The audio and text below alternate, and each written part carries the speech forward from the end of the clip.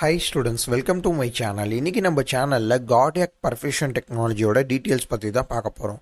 Cardiac perfusion technology ஒரு சில காலேஜஸ்ல cardiac perfusion pulmonary technology அப்படின்னு சொல்லுவாங்க. இந்த டிபார்ட்மெண்ட்டுக்கு 4 இயர்ஸ் நீங்க ஸ்பெண்ட் பண்ணி படிப்பீங்க. 3+1 3 இயர்ஸ் நீங்க தியரிட்டிக்கலா படிப்பீங்க. ஒரு வருஷம் எக்ஸ்பீரியன்ஸ்க்காக இன்டர்ன்ஷிப்பா நீங்க ஒர்க் பண்ற மாதிரி இருக்கும். மொத்தம் தமிழ்நாட்டில் உங்களுக்கு நிறைய காலேஜஸ் கிடையாது. ஒரு சில காலேஜஸில் மட்டும்தான் இந்த கார்டியாக் பர்ஃபியூஷன் டெக்னாலஜி அவைலபிளாக இருக்கும். இந்த டிபார்ட்மெண்ட் நீங்கள் பண்ணணும்னா 12th கண்டிப்பாக சயின்ஸ் குரூப் எடுத்து படிச்சிருந்தால் மட்டும் தான் இந்த டிபார்ட்மெண்ட் உங்களால் பண்ண முடியும். ஸோ பயாலஜி டிபார்ட்மெண்ட் கண்டிப்பாக உங்களுக்கு மஸ்ட்டாக அந்த டிபார்ட்மெண்ட்டுக்கு வேணும். கார்டியாக் பர்ஃபியூஷன் டெக்னாலஜி அப்படின்னு எடுத்துக்கிட்டிங்கன்னா ஓப்பன் ஹார்ட் சர்ஜரியில் அசிஸ்டண்ட்டாக ஒர்க் பண்ணக்கூடிய சாய்ஸ் வந்து உங்களுக்கு இருக்கும். அதாவது இந்த டிபார்ட்மெண்ட்டில் ஃபுல் அண்ட் ஃபுல் வந்து பார்த்தீங்கன்னா ஹார்ட் சம்மந்தமாக தான் நீங்கள் படிப்பீங்க. ஸோ கார்டியாக் டெக்னாலஜியும் கார்டியாக் பல்மனரி பர்ஃபியூஷன் டெக்னாலஜியும் ஆல்மோஸ்ட் ஒரே டிபார்ட்மெண்ட் தான். பட் ஒர்க் பண்ணுற ஃபீல்டுன்னு பார்த்தீங்கன்னா ரெண்டுமே வேறு வேறு சைடு இருக்கும்.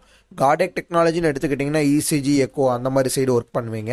இதே கார்டியாக் பல்மனரி பர்ஃபியூஷன் டெக்னாலஜி அப்படின்னா ஓப்பன் ஹார்ட் சர்ஜரி, அதாவது பெரிய பெரிய மல்டி ஸ்பெஷாலிட்டி ஹாஸ்பிட்டல்ஸில் ஹார்ட் டிரான்ஸ்பிளான்டேஷன் இந்த மாதிரி ஓப்பன் ஹார்ட் சர்ஜரிஸ் நிறையா நடக்கும். ஹார்ட்டில் என்னென்ன ப்ராப்ளம்ஸ்லாம் இருக்குக்கோ அதுக்கு ஓப்பன் ஹார்ட் சர்ஜரி பண்ணுற மாதிரி இருந்துச்சுன்னா அந்த ஓப்பன் ஹார்ட் சர்ஜரியில் நம்ம பர்ஃபியூஷனிஸ்ட்டாக ஒர்க் பண்ணிக்க முடியும். ஸோ எந்த ஒரு மல்டி ஸ்பெஷாலிட்டி ஹாஸ்பிட்டல் போனாலும் தனியாக பர்ஃபியூஷனிஸ்ட் அப்படிங்கிற ஒரு கேட்டகரியில் ஒரு டீம் இருப்பாங்க. ஸோ அந்த டீமோட நம்ம ஒர்க் பண்ணிக்க முடியும்.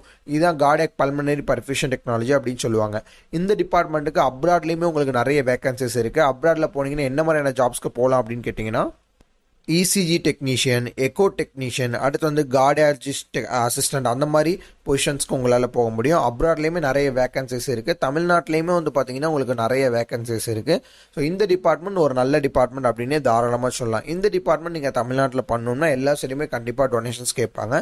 இன்கேஸ் டொனேஷன்ஸே இல்லாமல் ஒரு நல்ல ஸ்டாண்டர்டான காலேஜில் வித்தவுட் டொனேஷன்ஸில் அட்மிஷன்ஸ் போடணும் அப்படின்னு எதிர்பார்த்தீங்கன்னா கீழே உள்ள நம்பருக்கு இப்போவே கால் பண்ணுங்கள்.